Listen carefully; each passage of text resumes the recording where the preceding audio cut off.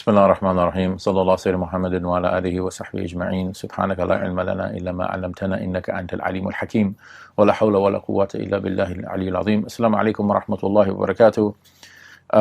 Welcome to our second session on the four Gospels in the New Testament, a class for Muslims, Introduction to the Four Gospels. Last time we talked about some of the theological trends that we see in the Old and New Testaments.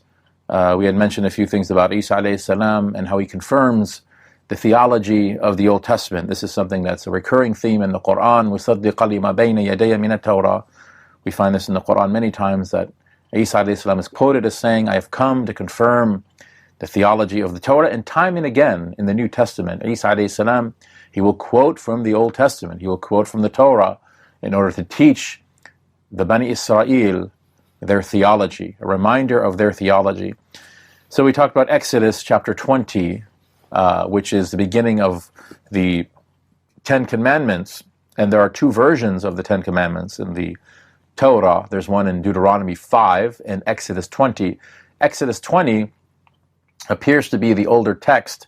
If you're familiar with higher criticism of the Old Testament, Julius Wellhausen's documentary hypothesis, that there are four different sources basically of the Torah.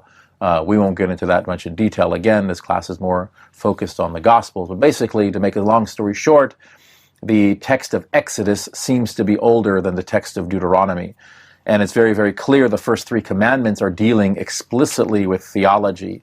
Thou shalt not make unto thyself the image or the likeness of anything in the heavens or in the earth or in the oceans, right? Laysa kamithlihi shay'un. We see this theme again in the book of Isaiah, right? Which is, the middle portion of the book of Isaiah, this proto-Isaiah, Isaiah.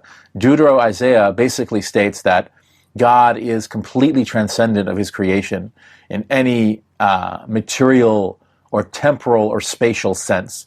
He transcends space-time and materiality, and this is true theology as we would see it as Muslims. So the definition of idolatry, according to Isaiah and Exodus 20, this is Old Testament or Jewish theology, the very definition of idolatry is when we bring God down into his material creation, right? Is when we say that this stick or this statue or this animal or this human being, whatever that thing is, if we believe that's God, then this is a very definition of idolatry, because Allah subhanahu wa ta'ala is by his very nature transcendent of space-time and materiality. That doesn't mean that he's not close to us in a relational sense. Of course he is. He is transcendent in a physical sense, but also close to us in a metaphysical sense, in a relational sense, in the sense that Allah subhanahu wa ta'ala loves us and he cares for us. And this is evident in the Quran. Inni qareeb. وَإِذَا سَأَلَكَ عِبَادِي عَنِّي فَإِنِّي قَرِيب. When my servants ask you concerning me, say, indeed, I am close to them. So Allah subhanahu wa ta'ala is a personal deity. Again, if you listen to rhetoric, or if you listen to Christian fundamentalist polemicists, you'll hear a lot of things like the God that Muslims worship is not a personal deity. He's far removed, he's remote, he's unapproachable, things like that. That's not true at all.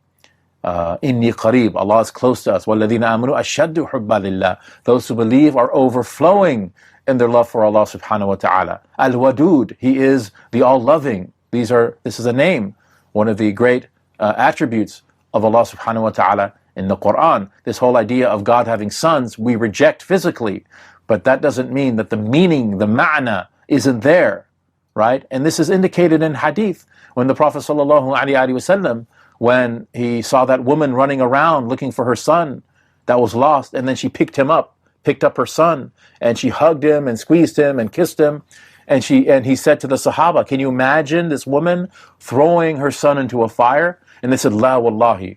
He said, Allahu arhamu bi ibadihi min hadhihi bi waladiha. Allah is more merciful to his servants than this woman is to her son. So he's using that filial, parental analogy when describing the love of God. Is it literally like that? No, it's not literally like that. Allah subhanahu wa ta'ala is not our literal father. We're not his literal children, right?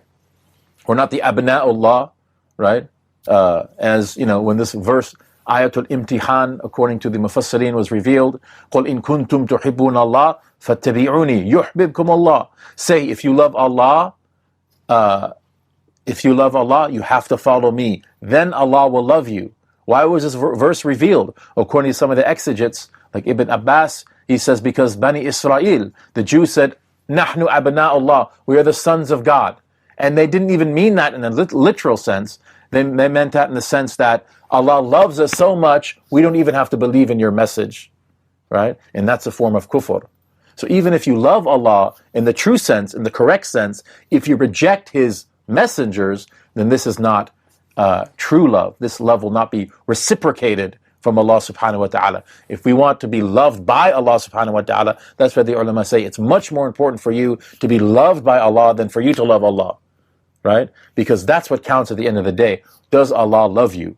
And one of the ways that we can tell, or indications that Allah loves us, is when we meet the ulama, when they look at us, how do they feel when they look at us? Do they have love for us? That's a good indication that Allah loves you as well. And an indication that you love Allah is if when you look at the ulama, what comes into your heart? Do you feel jealousy? Do you feel hatred? Are you disgusted by them? Or is there love? Do you want to adhere to what they're saying? If that's true, the latter is true, then it's an indication that you love Allah subhanahu wa ta'ala. So, this was a problem early on. Thomas Aquinas, because he's a Neoplatonist. Again, we talked about Thomas Aquinas last time. Thomas Aquinas wrote the Summa Theologica, one of the most comprehensive expositions of Orthodox Christianity, or at least Catholic Orthodoxy, dealing with virtue ethics, the nature of God, the nature of Isa alayhi salam, the nature of Jesus Christ. And he's thoroughly Neoplatonist in his orientation. So Thomas Aquinas is known as being the great synthesizer of Orthodox Trinitarian Christianity and Neoplatonism, which is from the ancient Greeks, obviously. So he's trying to work with this idea of Aristotle. Aristotle, who said that it's impossible for God to love human beings and vice versa. Why did Aristotle say that? Aristotle said because human beings and God are not the same genus. They're not the same species. So it's really impossible for God to love you and for you to love God. So Aristotle's God is a God that is totally transcendent, a God removed, right? The deistic God, right? Like the God of the founding fathers of America. Probably the first 6 presidents were deists. They're not Christian, right? Which means that they did not believe that Isa alayhi salam is even a prophet. They didn't believe in the Bible at all. Thomas Jefferson, for example, did not believe that God has any interaction with humanity, that He simply created us and then He leaves us to our own devices. This is deism, right? And it's really from the post-Enlightenment period that has its origins in Neoplatonism, which has its origins in these ancient Greek philosophers like Aristotle and Plato. So Aristotle very clearly says it's impossible for God to love you. There's too big of a gap. You're not the same species. So he would also argue, for example, you don't truly love your pet, your cat or your dog, because you're not the same genus. So what Aquinas does, and again, Aquinas' theology and philosophy is still the standard in the Roman Catholic Church. He integrates the two. He tries to find a medium position or a solution for this dilemma. And he says, yes, that's true. God and man are not of the same genus. How do we bridge this gap? Is that God becomes a man, right? So he asks a question in his Summa Theologica. He says, Cur Deus homo, why did God become a human being? Because He wants to demonstrate love to us, right? But the problem with this idea is that when we bring God physically into His creation, again, this is the very definition of idolatry as espoused by the Old Testament. So this is not a solution. This is unnecessary. God does not dwell within His creation because then He becomes dependent on things, right? And this is, the Roman Catholic Church, they accuse the Jews of deicide, of killing God, because Catholics believe, Christians in general believe, that God came down to earth in the form of a man. It's very, very... So the answer, Islamically, Imam Ghazali, for example, who is one of the influences of Thomas Aquinas' virtue theory, not necessarily his theology, but his virtue theory. Imam Ghazali would say that God demonstrates his love to us by sending messengers, not becoming a messenger or becoming a human being, because subhanahu, he is above such things. He transcends space-time and materiality. The greatest demonstration of God's love towards humanity is the sending of messengers. And the greatest messenger is the Prophet ﷺ. This is why he's called Rahmatan lil Alameen, right? This is truly how to bridge the gap. And this stays in line with the theology that was given to Musa alayhi salam and given to Harun alayhi salam and Ilyas alayhi salam and Yunus, these great prophets of Bani Israel. This was their theology. Laysa kamithlihi shay'un. The book of Hosea in the Old Testament, chapter 11, verse 19, says very clearly in the Hebrew language, Ki anochi el velo ish. Verily I am God and not a man. Right? It's very clear. And this is mentioned a few times in the book of Numbers also. Right? Lo ish el. God is not a man. What does that mean? That God and man are mutually exclusive. That's what it means. God and man are mutually exclusive in Jewish theology and in what we would consider to be true, original Christian, if you want to say Christian, or the theology of Isa alayhi salam and the Hawariyun. This does not mean, again, that we can't have a personal relationship with God. We can't love God. No. وَالَّذِينَ آمَنُوا أَشَّدُّ حُبًّا لِلَّهِ. We love Allah subhanahu wa ta'ala. Why do we love Him? Because we recognize His blessings, His ni'am. And the greatest manifestation of the ni'am of Allah is the sending of al-anbiya. And the greatest anbiya is the Prophet sallallahu alayhi wa sallam. This is why he's rahmatil lil alameen. So this verse 21:107, verse 21:107, Surah Al-Anbiya, ayah 107, this is our equivalent of John 3:16. So I'm sure many Muslims, when you watch like a football game, a basketball game, somebody in the crowd will pull out a poster that says John 3:16. Or if you go to a restaurant, In-N-Out Burger or Forever 19, you look on the tags or on the bottom of the cup sometimes, it says John 3:16. What is John 3:16? We'll talk about that when we get to the Gospel of John. Very interesting gospel, by the way. By far my favorite gospel, the Gospel of John. But John 3:16 is one verse in the New Testament, which is sort of the summation of how Christians feel or what they believe about Isa alayhi salam, right? If you were to take Christian theology and break it down to its essence, its core, or in a nutshell, right? You would quote John 3:16. I would say Surah Al-Anbiya, ayah number 107. That's our equivalent of John 3:16. That if you were to take the Prophet sallallahu alaihi wasallam and you had one statement you can say that captures the essence most fully about who he was, وَمَا أَرْسَلْنَاكَ إِلَّا رَحْمَةً لِلْعَالَمِينَ. This is the verse that all of us should have memorized. So, talking about the Gospel of Mark, one more thing we'll mention here, and this is also found in Mark, and this is very, very important for Muslims to make a note of. Mark chapter 10, verse 18. And Western secularist historians like Dale Martin at Yale, they have certain methods of historiography that they use to analyze the New Testament, and one of these methods is called criterion is called dissimilarity. In other words, if something is in the New Testament that sort of cuts against the grain of what early Hellenistic Christians would have wanted to have said about Jesus, then that's probably true, because it's embarrassing for them, right? To give an example, in Mark 10:18, a scribe comes to Jesus and he says, "Good master," right? Didaskale agathe, good master, what must I do to gain eternal life? Right? Jesus responds by saying, according to the Greek, he says, "Ti me leges agathan, udes agathan emehes hatheas." He says, why me are you calling good? No one is good but one, that is God. Right? This is very embarrassing for Hellenistic Trinitarian Christians. So Dale Martin, according to his historiography, he says that this verse is probably authentic then, because it cuts against the grain of what early Christians would have wanted to have said about Jesus. Right? Very interesting. But an interesting sentence structure here in the Greek. Some translations say, it says, why are you calling me good, right? But the Greek actually says ti me leges, so it brings the maf'ul, which is the direct object, forward, and essentially is saying, why me do you call good, right? So it's almost as if Isa alayhi salam is offended by the question, is offended by being called good. And this is from his tawadur. This is from his humility. There's no one good but one, and that is God. He's teaching them, this type of really rigid, strict tawheed, this monotheism, but still that relational aspect, that love of God, of course, is there as well. So Orthodox Trinitarian Christology, as we know it, today did not really start to take shape until after 381 of the Common Era.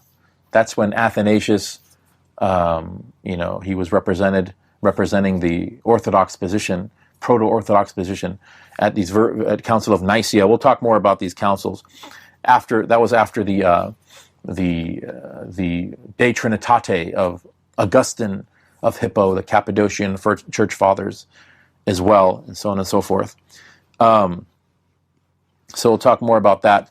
Now we're going to get into the actual first gospel in the New Testament. Now you might say the first gospel, according to my New Testament, is the Gospel of Matthew, right? That's the first book of the New Testament. However, by consensus, the first gospel out of these four to be written was not Matthew, it was Mark. Mark was the first one to be written out of Matthew, Mark, Luke, and John. So why is Matthew at the beginning of the New Testament? Scholars say it's because Matthew provides a more fluid transition from the Old Testament to the New Testament, right? Because Matthew is the most, quote, Jewish gospel. Isa alayhi salam in the Gospel of Matthew quotes most extensively from the Old Testament. Matthew alludes to the Old Testament over 100 times in his gospel, the gospel according to Matthew. So it makes a more smoother transition, right? But if we're going to study chronologically, then we would study first the Gospel of Mark. This was the first of the four Gospels. Of course, there are many other Gospels that did not make it into the New Testament, right? And we'll talk about that as well. There's a Gospel according to Peter, right? There's a Gospel according to Mary Magdalene. There's a Gospel according to Philip. There's a Gospel according to Judas. There's a Gospel according to Pontius Pilate, the Roman procurator, right? Which is very interesting why these books were rejected by the bishops at certain church synods and councils. Why were these rejected and these four books accepted, right? So, the Gospel of Mark, who is Mark? Mark is called John Mark. He was a student of Peter, according to Christian tradition, right? Mark was a student of Peter. But we have a gospel according to Peter. Why is this book not in the New Testament? Because Christian scholars say, that book is spurious. It's apocryphal, right? It's heresy, right? But he's the teacher of Mark. So there's an inconsistency here. You're taking the book of a tabi'i, a follower, but not the book of the sahabi, Peter, right? So the reality of the situation is this, that Mark did not in fact write Mark, nor did Peter write Peter. No real scholar believes that. You might get some really fundamentalist type Christians that'll believe that. The vast majority of Christian scholars do not believe that Matthew wrote Matthew, that Mark wrote Mark, Luke, John. No one really believes that. Again, these books are anonymous. So when we look at the Gospel of Mark, for example, Mark does not identify himself, right? He doesn't say, for example, this is the Gospel of me, Mark, I'm a student of Peter. There's no such identification, self-identification. This book is totally anonymous. Then how did they come up with the word Mark? How did they come up with this title? You see, there was a Christian bishop who lived at the very beginning of the 3rd century, the end of the 2nd century. His name was Irenaeus of Lyon. Irenaeus, one of the early church fathers, the patristic leaders of the church. And he was the actual one that named these four books. He named them Matthew, Mark, Luke, and John, right?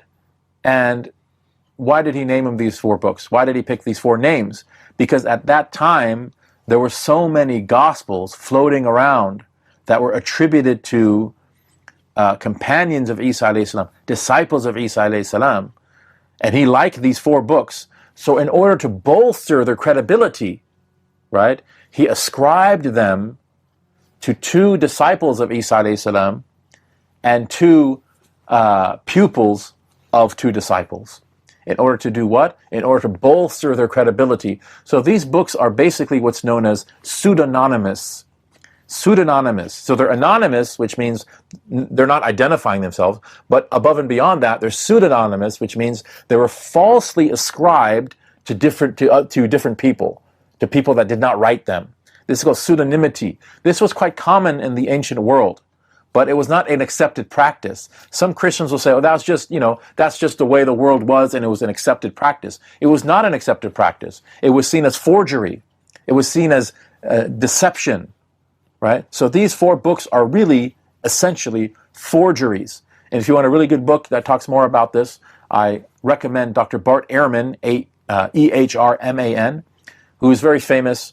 He wrote, Misquoting Jesus, The Orthodox Corruption of Scripture, Truth and Fiction in the Da Vinci Code. He has another book called Forged, where he actually goes into these issues, the implications of people writing in the name of God, not just in the name of an apostle or a prophet, but in the name of God. What are the implications of that?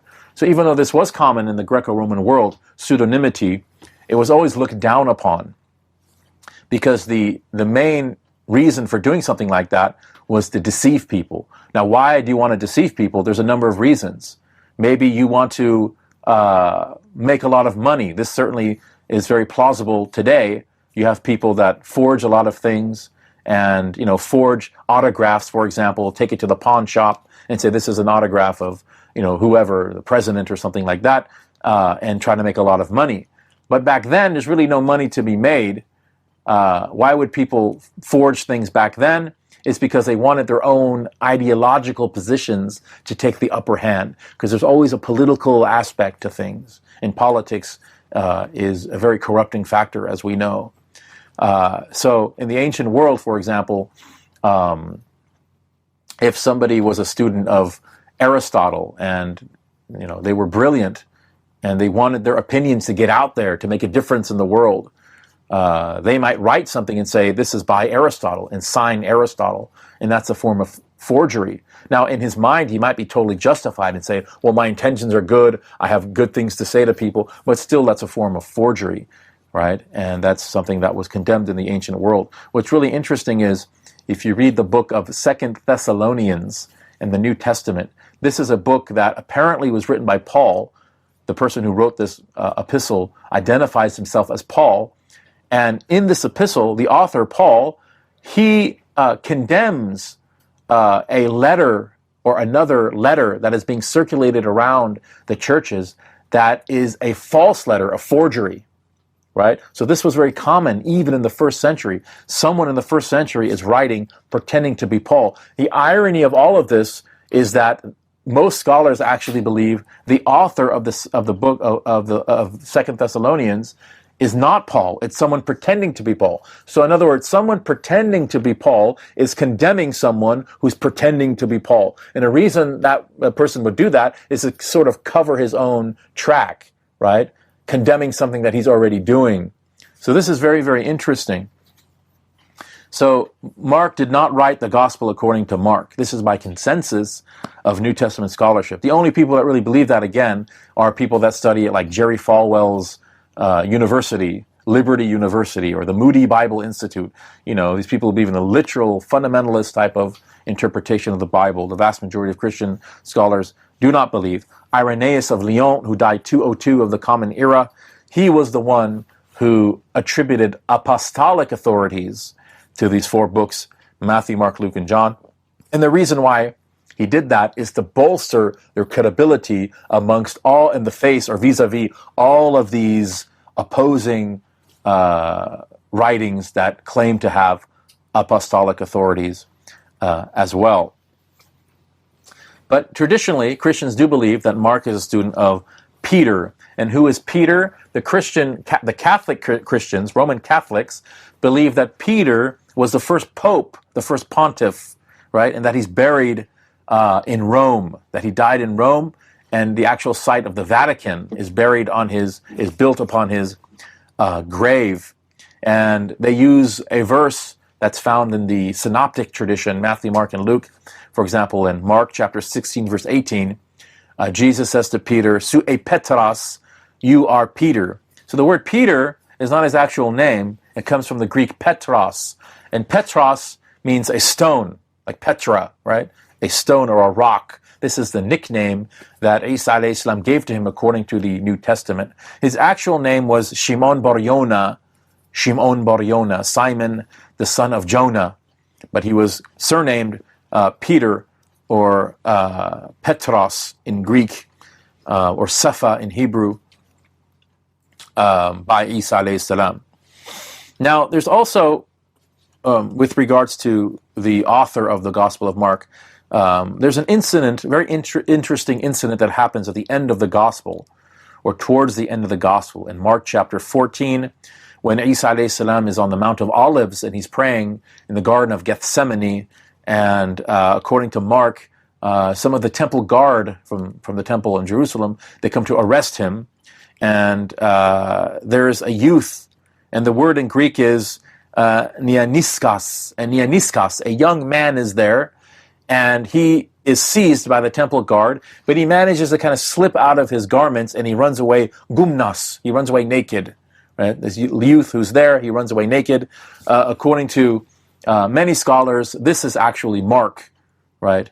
That is on the Mount of Olives with Isa alayhi salam and slips away from them. Many other scholars believe that this person is a fictional person that Mark invented for the purposes of getting a theological message across, that we have to be as innocent as children. We have to follow Jesus as innocent as children, and it may require us to strip off the clothes of the dunya. And if you notice at the end of the Gospel of Mark, when Mary Magdalene and the other women, they look inside the tomb, they see this young man sitting in the tomb, and it's probably the same young man. Again, the message here is not that this was literally what happened, but that we need to consider ourselves to be people of the grave while we're still living. Wallahu alam. When was the Gospel written? By consensus, it was written around 67 to 70 of the Common Era. 67 to 70 of the Common Era. And this date is significant, and we'll talk about it in a minute. Where was it written? It was written in Rome. That's the dominant opinion. So again, Rome is where Peter and Paul died and were buried traditionally. Historians, in reality, have no idea really where these men were buried, or even if they lived, especially Peter.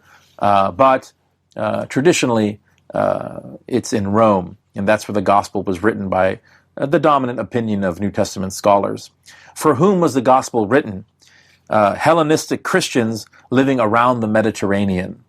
Hellenistic Christians living around. So basically, the Christian congregations that were founded by Paul in his missionary activity.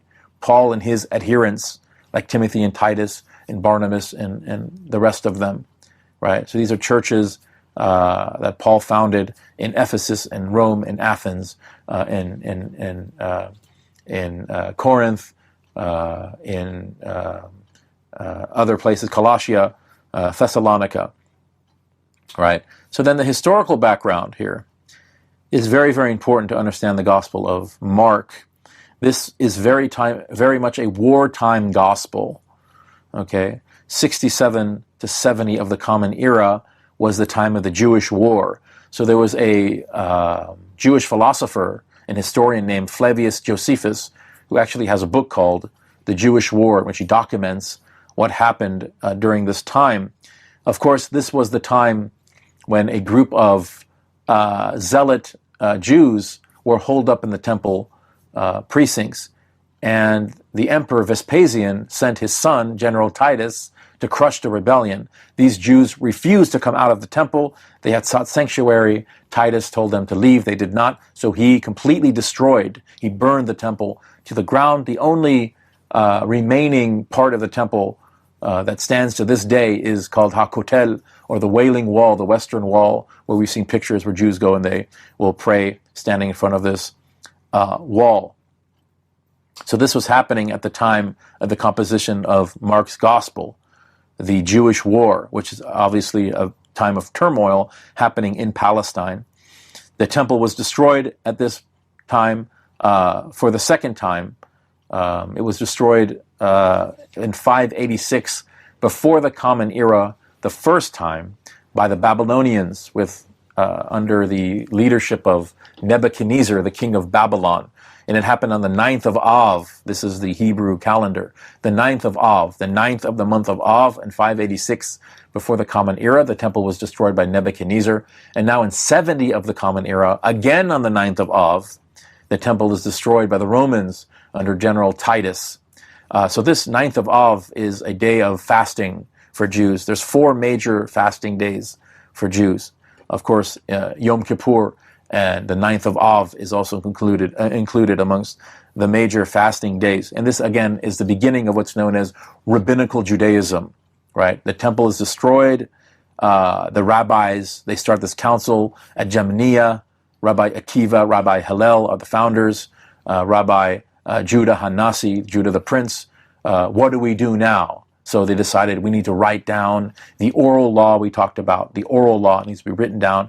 It became the first part of the Talmud, and then rabbis would comment upon the Talmud, the first part of the Talmud, which is called the Mishnah, and the commentaries are called the Gemara. Together, the Mishnah and the Gemara, these make up the Talmud, right?